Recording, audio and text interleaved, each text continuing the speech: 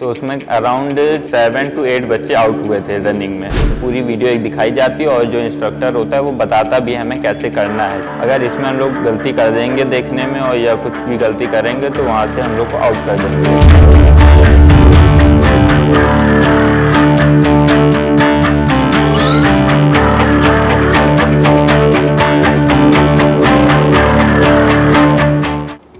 Hello friends, मेरा नाम कौशलेंद्र है। मैं रायबरेली का रहने वाला हूँ। अब मैं आपसे एयरफोर्स फेज सेकेंड का एक्सपीरियंस शेयर करने जा रहा हूँ, जो कि बहुत ही मज़ेदार था और आशा करता हूँ आपको भी बहुत अच्छा लगेगा। मेरा जो सेंटर गया था वो सिकंदराबाद गया था 12 ASC। वहाँ पे सबसे पहले तो नॉर्मल मेरी रिपोर्टिंग जो थी वो अराउंड 5 o'clock थी, बट हम लोग 4:30 बजे वहाँ पे पहुँच गए थे। 4:30 बजे पहुँचते ही हम लोग का डॉक्यूमेंट वेरिफिकेशन हो रहा था। एंट्री के लिए आधार कार्ड वगैरह चेक किया जा रहा था और थोड़े से डॉक्यूमेंट देखे जा रहे थे। उसके बाद हम लोग को बैठाया जाता है। हम लोग को थोड़ा सा माइंड के वो कहते हैं कि आप फ्रेश हो लो जो आपको होना है, उसके बाद क्योंकि रनिंग करनी होती है तो आप लोग फ्रेश हो लो, उसके बाद रनिंग करवाएंगे। तो हम लोग के अराउंड 12 ASC में 300 बच्चे थे, तो उनके 100 ग्रुप बना के तब उनकी रनिंग करवाई गई थी। एक्चुअली रनिंग का जो टाइम पीरियड होता है वो 1600 मीटर 7 मिनट में कंप्लीट करना होता है। मैंने तो कर लिया था, मैंने 6.5 मिनट में अपने कंप्लीट कर लिया था।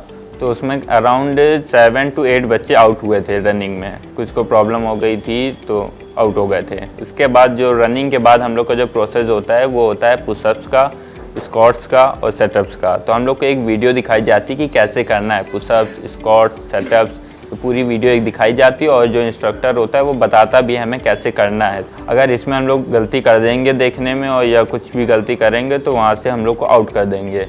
हम लोग जब पुशअप्स वगैरह लगा रहे थे तो पुशअप्स में भी ये ध्यान रखना होता है, कभी भी हम लोग को हाथ जो होते हैं उठाने नहीं होते हैं। एक्चुअली 2 बच्चे थे, उन्होंने हाथ उठा दिए थे, हल्के से मूव किए थे, उनको आउट कर दिया गया। तो ये हम लोग को बहुत ध्यान रखना होता है कि ऐसा ना करें।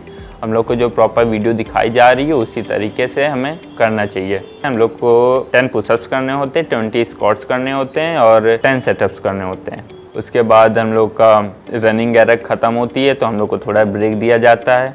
हम लोग का फिर SRT शुरू होता है। हम लोग को पेपर देते हैं, फिर क्वेश्चन पेपर आता है। SRT के लिए OMR शीट मिलती है, तो हम लोग का SRT का पूरा प्रोसीजर होता है। तो SRT होने के बाद फिर हम लोग को थोड़ा वेट करना होता है। उसी बीच में डॉक्यूमेंट वेरिफिकेशन भी चल रहा होता है। तो डॉक्यूमेंट वेरिफिकेशन के साथ ही साथ हम लोग थोड़ा सा वेट करते हैं। 1 और 2 o'clock के आसपास हम लोग का रिजल्ट डिक्लेयर हो जाता है SRT का।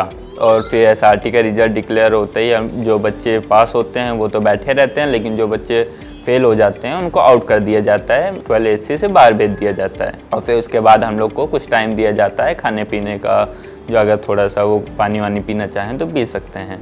फिर उसके बाद हम लोग का एप्टीट्यूड 2 स्टार्ट होता है, जो कि GD है। तो GD एक्चुअली 15 के ग्रुप डिवाइड होते हैं जो कि GD में जाते हैं। तो 15 का ग्रुप गया तो बाकी बच्चे बैठे होते हैं, तो उसमें बहुत टाइम लगता है। हम लोग का ये पूरा प्रोसीजर ख़त्म हुआ था अराउंड 9 o'clock पे। 9 o'clock पे हम लोग का रिजल्ट आया था, तब तक हम लोग वहीं बैठे हुए थे। बहुत जल्दी हो गया था हम लोग का पूरा एप्टीट्यूड 2 था, वो बहुत जल्दी हो गया था। अब मैं बताता हूँ GD में होता क्या है, जो कि ग्रुप डिस्कशन बोलते हैं। तो होता क्या है, उसका क्या प्रोसीजर है, क्या बताते हैं। GD में सबसे पहले आप जाएंगे, इंस्ट्रक्टर आपको मिलेगा, आपको 2 पेपर देगा, पेन देगा और एक रफ पेपर होगा, एक फेयर पेपर होगा। आपको जब उसमें एक पैसेज बोलेंगे, इंस्ट्रक्टर जो भी होंगे आपके ऑफिसर होंगे वो एक पैसेज बोलेंगे। वो आपको टॉपिक बताएंगे नहीं क्या टॉपिक है, वो आपको खुद डिसाइड करना पड़ेगा क्या टॉपिक हो। तो वो पूरा पैसेज पढ़ेंगे, रीड आउट करेंगे, आपको रफ नोट बनाना है। उसके बाद जो सेकंड पेपर होगा प्लेन पेपर, उस पर आपको फेयर करना है उसी चीज़ को और लिख के फिर वो थोड़े टाइम बाद वो सबमिट हो जाएगा। फिर आपको जो ऑफिसर होंगे वो बोलेंगे 1 मिनट का टाइम देंगे। 1 मिनट में आपको इंट्रो देना है, जो टॉपिक है टॉपिक के बारे में ब्रीफ उनको करना है। तो ये 1 by 1 होता है। उसके बाद बच्चे उठते हैं, अपना इंट्रो देते हैं, बेसिक आइडिया देते हैं जो भी होता है पैसेज का। उसके बाद कंप्लीट होने के बाद GD स्टार्ट होता है। वो बोलते हैं कि आप ग्रुप डिस्कशन करिए। फिर हम लोग ग्रुप डिस्कशन करते हैं। ग्रुप डिस्कशन में जो बच्चा नहीं बोलता वही आउट होता है। अगर सब मतलब बोल ले हो तो फिर कोई आउट नहीं होगा, क्योंकि उनको ये नहीं है कि वो आउट करने के लिए नहीं आपको बुलाएं। वो चाहते हैं कि आप पास हो, लेकिन अगर आप बोलोगे ही नहीं तो आप कैसे पास होगे। नॉर्मल सी बात है, कोई भी अगर बंदा होगा तो यही देखेगा ना कि कैंडिडेट कम से कम बोल तो पाए। अगर आपको ऑफिसर से बात करनी पड़े तो आप बात तो कर पाएँ। इस वजह से वो ये जज करते हैं कि आप बोल पाते हो कि नहीं बोल पाते हो। तो अगर कोई भी बच्चा अगर बोल नहीं पाता है उसमें तो मौका भी दिया जाता है, सेकंड मौका देते हैं कि जो बच्चे नहीं बोले हैं वो बोलें। अगर तब भी आप नहीं बोलते हो तो फिर आउट होने के चांसेस आपके बढ़ जाते हैं। तो इस तरह फिर ये प्रोसेस कंप्लीट होता है और आपको मैंने बताया ही है कि अराउंड 8 या 9 बजे करीब रिजल्ट आता है। फिर रिजल्ट डिक्लेयर होता है। जो पास हो जाते हैं वो बैठे रहते हैं, जो फेल हो जाते हैं उनको आउट कर दिया जाता है। उसके बाद जो पास होते हैं उनको मेडिकल का वो एडमिट कार्ड दे दिया जाता है कि नेक्स्ट मेडिकल कहाँ पे होगा। मेरा तो जो मेडिकल हुआ वो डूंडीगल में हुआ था, वो भी 2 दिन बाद होना था मेडिकल।